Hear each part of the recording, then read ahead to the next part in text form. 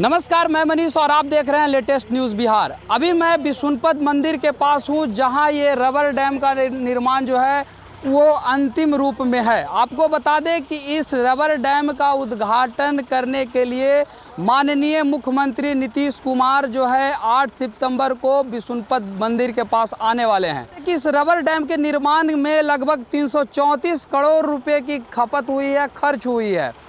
ये rubber dam जो है नदी जोड़ो परियोजना के तहत बनाया गया है। आपको बता दें कि ये इसलिए बनाया गया है ताकि फल्गु नदी में अक्सर जो है गर्मी के मौसम में बारिश जो है नहीं होने की वजह से ये पूरा नदी जो है सूख जाया करता था। इसके बाद यहाँ पिंडदान करने वाले जो पिंडदानी होते थे उनको काफ़ी समस्या का सामना करना पड़ता था। लोग जो हैं नदी को खोदकर उसमें से पानी निकाला करते थे, बालू को हटा करके उसमें से पानी निकालते थे और तब जाकर अपने पितरों का पुण्यदान किया करते थे।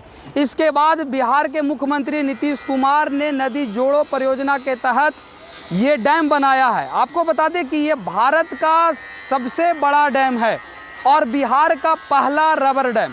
आप देख सकते हैं कि किस तरीके से ये रबर डैम जो है पुल के बीच में बनाया गया है और आपको जानकारी होगी कि लगभग 400 मीटर तक पानी जो है ये स्टॉक जमा रहेगा और 10 फीट ऊपर तक रहेगा और ये पूरे वर्ष तक जमा रहेगा।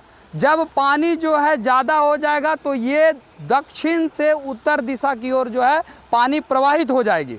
साथ ही साथ आपको बता दें कि इस डैम में जब 334 करोड़ लागत लगे हैं बनाने में, तो जितने भी इंजीनियर आए हैं वो यूरोप और ऑस्ट्रिया से आए हैं। नए तकनीक वाले सिविल इंजीनियर को बुलाया गया है। भारत के इंजीनियर नहीं बल्कि यूरोप और ऑस्ट्रिया से इंजीनियर आए हैं इस रबर डैम के निर्माण करने के लिए, क्योंकि बेहद आधुनिक तरीके से इस रबर डैम का निर्माण किया जा रहा है। साथ ही साथ आप देख सकते हैं तस्वीरों के माध्यम से कि किस तरीके से जो है कार्य अभी भी प्रगति पे चल रहा है, क्योंकि बिहार के माननीय मुख्यमंत्री श्री नीतीश कुमार जी जो है 8 सितंबर को आने वाले हैं यहाँ और उसके बाद उद्घाटन करेंगे। इन नीतीश कुमार जी के लिए पंडाल भी निर्माण कर दिया गया है। जब वो उद्घाटन करने के लिए आएंगे, पंडाल आप देख सकते हैं कि बहुत ही भयानक एकदम पंडाल बनाया गया है और ये पंडाल इसलिए बनाया गया है ताकि बिहार के मुख्यमंत्री नीतीश कुमार जब उद्घाटन करने के लिए आएँ तो आम जनता को संबोधित भी कर सकें, इसलिए बनाया गया। और साथ ही कार्य जो है आप देख सकते हैं प्रगति पर किस तरीके से जोर शोर से चल रही है। चलिए ऊपर आपको दिखाते हैं कि किस तरीके से नए तकनीक के माध्यम से जो है रबर डैम का निर्माण किया गया है। जो है निर्माण जो है वो जारी है और लोग जो है यहाँ निर्माण करने में लगे हुए हैं और 8 तारीख को जब नीतीश कुमार यहाँ उद्घाटन करने के लिए आएंगे तो ये पूरा नए तरीके से आपको दिखेगा, बना हुआ दिखेगा। और आप देख सकते हैं यही वो रबर डैम का पुल है जो निर्माण किया गया है ऑस्ट्रिया और यूरोप के सिविल इंजीनियरों के द्वारा। ऑस्ट्रिया और यूरोप के सिविल इंजीनियरों ने इस पुल का निर्माण किया है और बेहद आधुनिक तरीके से इस पुल का जो है निर्माण किया गया है और लगभग 334 करोड़ रुपए जो है इस पुल के निर्माण में खर्च हुए हैं। इसलिए खर्च हुए हैं ताकि नदी जोड़ो परियोजना के तहत फल्गु नदी में जब सूख जाया करता था, इसके बाद पिंडदानियों को पिंडदान करने में काफ़ी समस्या का सामना करना पड़ता था, जिसके लिए नीतीश कुमार की पहल है कि फल्गु नदी में भी पानी जो है पूरे वर्ष रहे ताकि पिंडदानी को कभी भी कोई समस्या ना हो। आपको बता दें कि परसों उद्घाटन करेंगे बिहार के मुख्यमंत्री नीतीश कुमार। उसके अगले दिन से यानी 9 सितंबर से यहाँ पितृपक्ष मेला शुरू होने वाला है जो 25 सितंबर तक लगातार चलेगा। ये पितृपक्ष मेला में देश विदेश से पिंडदानी अपने पितरों के तृप्ति के लिए यहाँ आते हैं, उनके लिए पिंडदान करते हैं और उनके आत्मा की शांति का प्रार्थना यहाँ क्या करते हैं। आप देख सकते हैं कि कितना आधुनिक तरीके से जो है इस रबर डैम का निर्माण किया गया है और ये आधुनिकता जो है इस वजह से है क्योंकि ऑस्ट्रिया और यूरोप से सिविल इंजीनियर आए हैं, ना कि भारत के कोई सिविल इंजीनियर हैं। यहाँ भले वर्कर जो हैं भारत के हो सकते हैं, लेकिन जो तकनीक दिया गया है वो IIT रुड़की के द्वारा दिया गया है तकनीक और ऑस्ट्रिया और यूरोप के सिविल इंजीनियरों ने इसका निर्माण का जिम्मेदारी सौंप लिया है और उसके बाद वो लगभग 350 करोड़ के लागत से इस रबर डैम का निर्माण कर रहे हैं। रबर डैम जो बनाया गया है कैसा बनाया गया है, ये पूरा रबर का इस्तेमाल किया गया है और ये पूरे इसलिए इस्तेमाल किया गया है क्योंकि बारिश के पानी या फिर जो गंगा नदी से पानी जब प्रवाहित होकर आएगी तो इसे रोका जा सके। और ये पूरे 10 फीट तक के है ताकि 10 फीट तक के पानी को रोका जाए। लेकिन उसके बाद जो बारिश की पानी आएगी या गंगा नदी से जो पानी आएगी वो दक्षिण दिशा से होकर उत्तर दिशा की ओर वो बारिश का पानी या गंगा नदी का पानी निकल जाएगी। यही ये जो रबर है वो कभी सिकुड़ता है कभी फूलता है, जिसके वजह से इसका नाम जो है रबर डैम दिया गया है। आप देख सकते हैं कि रबर डैम जो है दोनों छोर पे डैम का किस तरीके से निर्माण किया गया और सिर्फ 10 फीट जो है वो पानी ही रोका जाएगा और 400 मीटर तक के रोका जाना है। के दूसरे साइड आप देख सकते हैं कि पुल है जो लगभग सीताकुंड की ओर जाने वाला पुल है। लोग घूमने के लिए सीताकुंड की तरफ जाते हैं और बगल में आप देख सकते हैं कि नीतीश कुमार जब 8 तारीख को आएंगे तो उनके लिए किस तरीके से पंडाल का निर्माण किया गया है और आम जनता को भी बैठने के लिए भी पंडाल बनाया गया है ताकि उनकी बातों को सुन सके। जो बिहार के मुख्यमंत्री नीतीश कुमार के द्वारा जो सौगात दिया जाने वाला है गया वासियों को वो अपना सुन सकें। इन तमाम बात जो बिहार के मुख्यमंत्री जो तमाम बातों को यहाँ रखेंगे उन्हें सुनने के लिए भी व्यवस्था किया गया है। आम जनता को आने के लिए उनके लिए पंडाल का निर्माण कर दिया गया है। लेकिन सबसे बड़ी बात कि ये रबर डैम जो है पूरे भारत का है और बिहार का पहला रबर डैम बनाया गया है तो वो भी गया में। और गया में इसलिए बनाया गया है क्योंकि बिहार के मुख्यमंत्री नीतीश कुमार का नदी जोड़ो परियोजना के तहत ये बनाया गया है रबर डैम। और देख सकते हैं कि रबर डैम जो है कितना दूर तक है और बीच में ये जो पाइलन बनाया गया इसलिए बनाया गया है ताकि पुल को स्टेबल करके रखा जा सके। इसीलिए करीब 5 से 6 पाइलन बनाया गया है, पिलर बनाया गया है ताकि इसको स्टेबल करके रखा जा सके इस पुल को। क्योंकि अगर जब पाइलन नहीं बनेगा तो ये पुल गिर जाएगा। लेकिन इसके लिए ही निर्माण किया गया है ताकि पुल जो है वो गिरे ना। लेकिन सबसे बड़ी बात कि आखिर इस डैम का निर्माण करने के लिए जो इंजीनियरों को बुलाया गया है वो ऑस्ट्रिया और यूरोप से बुलाया गया है। आप देख सकते हैं तस्वीरों के माध्यम से कि किस तरीके से रबर डैम का निर्माण किया गया और कितना आधुनिक तरीके से इस रबर डैम का निर्माण किया गया है। और इसी रबर डैम का उद्घाटन करने के लिए बिहार के मुख्यमंत्री नीतीश कुमार आएंगे। और ये रबर डैम इसलिए बनाया गया है क्योंकि जो पिंडदान करने के लिए आएंगे तो उन्हें कभी भी जल संकट महसूस नहीं हो, क्योंकि यहाँ पानी जो है पूरे साल जो है कंजर्व करके रखा जाएगा और पिंडदान करने वाले लोग यहाँ से पानी लेकर उस पिंडदान अपना कर सकते हैं। बगल में विष्णुपद मंदिर है जहाँ लोग आते हैं अपने पितरों के आत्मा के शांति के लिए यहाँ पिंडदान किया करते हैं। और यही वो मंदिर है जहाँ कुछ दिन पहले बिहार सरकार के एक मुस्लिम मंत्री जब आ गए थे, इसके बाद विवाद जो है लगातार गहराने लगा था। इस पुल के निर्माण करने में, इस डैम के निर्माण करने में जितने भी वर्कर लोग थे उनसे जानने का प्रयास करते हैं कि आखिर कितने दिनों से आप लोग लगातार इस डैम को, इस पुल के निर्माण करने में लगे हुए हैं। आखिर कब से ये डैम का कार्य लगातार चल रहा है? हम लोग इसको जनवरी से काम कर रहे हैं। जनवरी से। और मतलब कितने दिनों में ये पूरा हो गया? वो 6 महीना में खाली पुल चालू हुआ है। 6 महीना में पुल चालू हुआ। और रबर डैम, इस रबर डैम को बनाने में कितना दिन लगा था? लगभग 8-9 महीना लग गया है रबर डैम को बनाने में। 8-9 महीने। फुटिंग पूरा मिलाकर।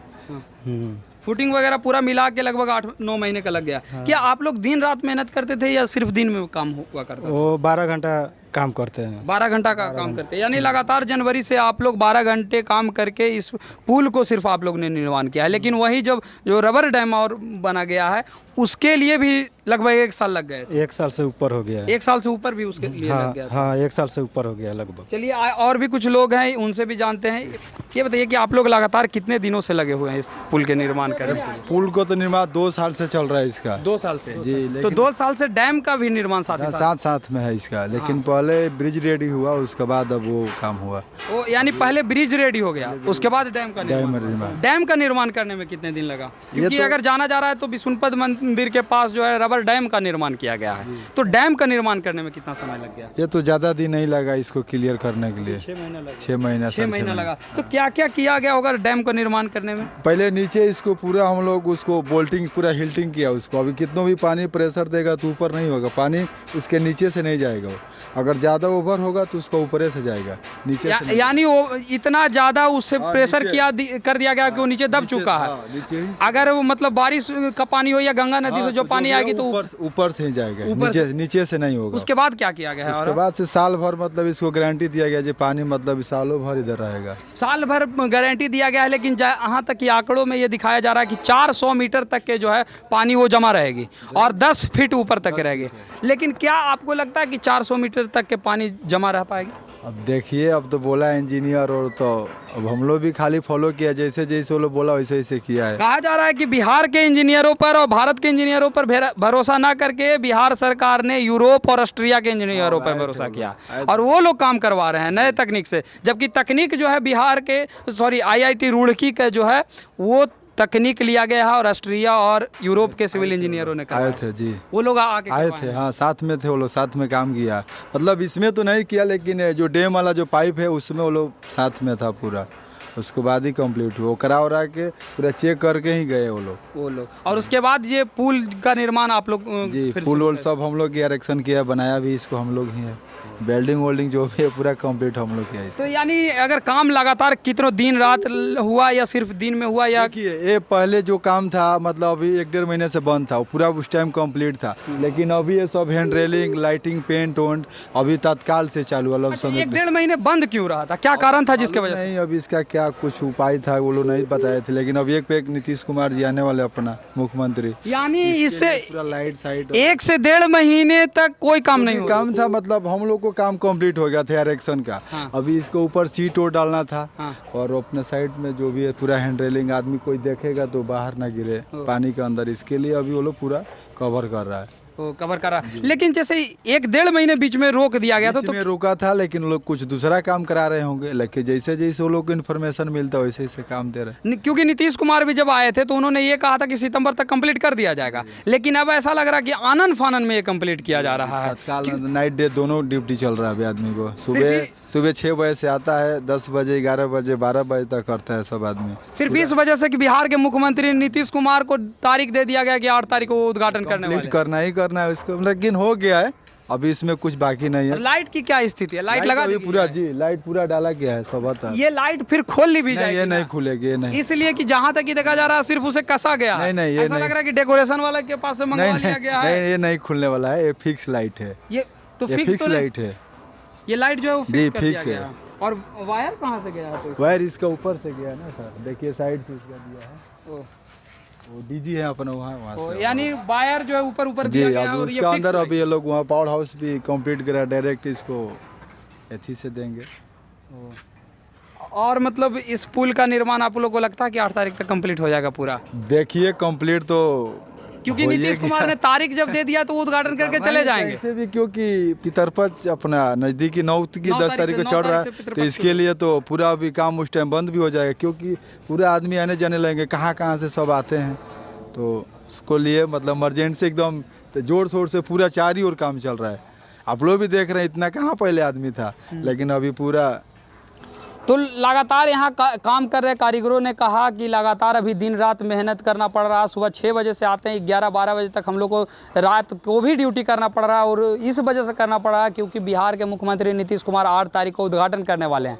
आप देख सकते हैं कि किस तरीके से इस पुल को दुल्हन की तरह सजाने की भी तैयारी की जा रही है और पूरे पुल पर बाकायदा लाइट भी लगाया जा रहा है। और लाइट इसलिए लगाया जा रहा है क्योंकि इसे दुल्हन की तरह सजाया जाएगा, लेकिन दुल्हन की भी तरह सजाया जाएगा तो सिर्फ 1 दिन के लिए, परमानेंट नहीं सजाया जाएगा। उसके बाद इसे खोल लिया जाएगा। और आप देख सकते हैं कि किस तरीके से कारीगर जो है वो काम भी कर रहे हैं, रात दिन लगे हुए हैं, हैंगर की तरह लटक के बेचारे सफाई कर रहे हैं, सिर्फ इसलिए ताकि 8 तारीख को बिहार के मुख्यमंत्री नीतीश कुमार जब आएंगे तो इस रबर डैम का उद्घाटन करने आए तो उन्हें किसी भी प्रकार का विरोध का सामना नहीं करना पड़े। इसीलिए लगातार जो है वर्कर के साथ साथ पदाधिकारी लोग भी जो है लगातार मुआयना कर रहे हैं। ये वही विष्णुपद मंदिर का स्थान है जहाँ अक्सर देखा जाए कि भीड़ रहता ही नहीं है, लेकिन जब नीतीश कुमार आने की बात है कि नीतीश कुमार आएंगे, इसके बाद लगातार आप देख सकते हैं कि कितना चहल पहल जो है विष्णुपद मंदिर के पास है, क्योंकि बिहार के मुख्यमंत्री नीतीश कुमार 8 सितंबर को